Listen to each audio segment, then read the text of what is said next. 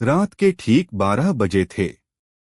हवेली के पुराने घड़ी घर से आती टिक टिक की आवाज पूरे परिसर में गूंज रही थी। बारिश थम चुकी थी, लेकिन हवा में अब भी सीलन और अजीब सी घुटन थी। गांव वाले इस हवेली के पास रात में आना तो दूर, दिन में भी रुकने से कतराते थे। कहते थे जो अंदर गया वह या तो बदला हुआ लौटा या फिर लौटा ही नहीं। आरव अपनी गाड़ी से उतरा और हवेली की ओर देखा। बस एक रात, उसने खुद से कहा, और सच सामने आ जाएगा। आरव एक खोजी पत्रकार था। पिछले 20 सालों में इस हवेली से जुड़े 7 रहस्यमयी गायब होने के मामले दर्ज थे। पुलिस हर बार इसे दुर्घटना या भाग जाना बताकर बंद कर देती थी, लेकिन आरव जानता था यह सिर्फ इत्तेफाक नहीं हो सकता। वह मुख्य दरवाजे के पास पहुंचा। दरवाजा बिना छुए ही चर्र की आवाज के साथ खुल गया। आरव का दिल तेज धड़कने लगा। अंदर घुप अंधेरा था। मोबाइल की टॉर्च जलाते ही दीवारों पर अजीब सी परछाइयां नाचने लगीं। फर्श पर धूल जमी थी, जैसे वर्षों से कोई आया ही न हो। लेकिन फिर आरव रुक गया। फर्श पर ताजे पैरों के निशान थे। यहां कोई है, उसने धीरे से फुसफुसाया। अचानक ऊपर से धम्म की आवाज आई।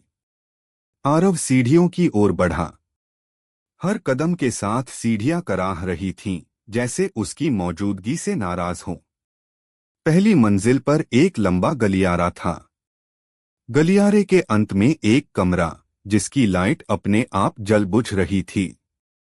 आरव ने दरवाजा खोला। कमरे के बीचों बीच एक पुरानी कुर्सी रखी थी। कुर्सी पर बैठी थी एक लड़की। सफेद कपड़े, खुले बाल और आंखों में अजीब सी खालीपन। आप कौन हैं? आरव ने पूछा। लड़की ने धीरे धीरे सिर उठाया। आप भी वही जानने आए हैं जो बाकी आए थे। आरव सन्न रह गया। बाकी कौन? लड़की हल्की मुस्कान के साथ बोली, जो अब यहां नहीं है। आरव ने पीछे मुड़कर देखा। कमरे का दरवाजा बंद हो चुका था। डरिए मत, लड़की बोली, अभी आपका समय नहीं आया। समय? आरव ने पूछा। लड़की खड़ी हुई और दीवार की ओर चली गई। उसने दीवार पर टंगी एक पुरानी तस्वीर की ओर इशारा किया। तस्वीर में 7 लोग थे। ये सब? हाँ, लड़की ने बात काट दी, ये वही हैं जो सच जानना चाहते थे। आरव ने गौर से देखा। 7 में से एक चेहरा जाना पहचाना लगा। यह तो मेरा पिता है। उसकी आवाज कांपने लगी। लड़की ने सिर झुका लिया। आपके पिता भी पत्रकार थे? आरव का दिमाग घूमने लगा। तो आप कौन हैं? लड़की ने गहरी सांस ली। मैं इस हवेली की रखवाली करने वाली। किससे? सच से। अचानक कमरे की दीवारें हिलने लगीं। फर्श के बीचों बीच एक लकड़ी का ढक्कन खुला। नीचे सीढ़ियां थीं, अंधेरे में डूबी हुई। नीचे क्या है? आरव ने पूछा।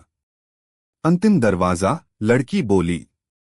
जो उसे खोलता है उसे सच मिल जाता है, लेकिन कीमत चुकानी पड़ती है। आरव के कानों में उसके पिता की आवाज गूंजने लगी। सच कभी मुफ्त नहीं होता। वह सीढ़ियों की ओर बढ़ा। नीचे एक बड़ा सा हॉल था। दीवारों पर अखबारों की कतरनें, फाइलें, रिकॉर्डिंग टेप, सब कुछ मौजूद था। बीच में एक भारी लोहे का दरवाजा। दरवाजे पर लिखा था, जो अंदर गया वही बाहर आएगा। या शायद नहीं।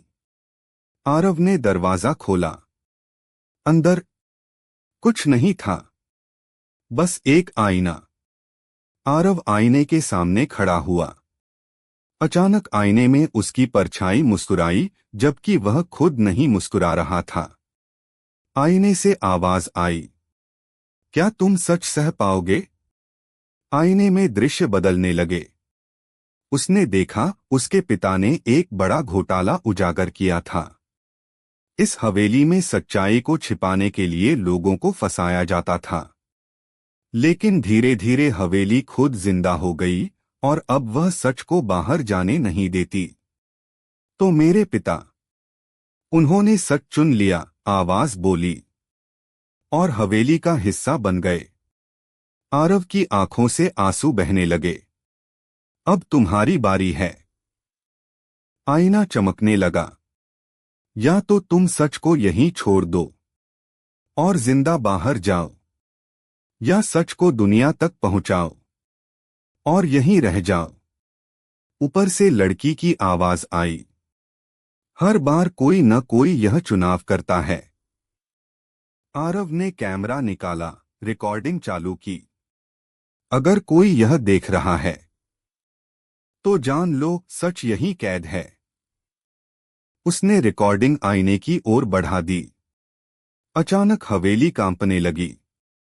दीवारें टूटने लगीं। आईना चटक गया। आरव को तेज रोशनी ने घेर लिया। सुबह गांव वाले हवेली के पास जमा थे। हवेली अब खंडहर बन चुकी थी। एक पुलिस वाला बोला, यह कैमरा मिला है। कैमरे में रिकॉर्डिंग चल रही थी। पूरा सच। लेकिन आरव कहीं नहीं था। उसी खंडहर के एक कोने में एक नई तस्वीर टंगी थी।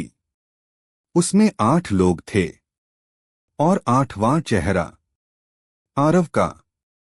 अगर आपको यह वीडियो अच्छी लगी तो हमारा चैनल सब्सक्राइब करना बिल्कुल ना भूले।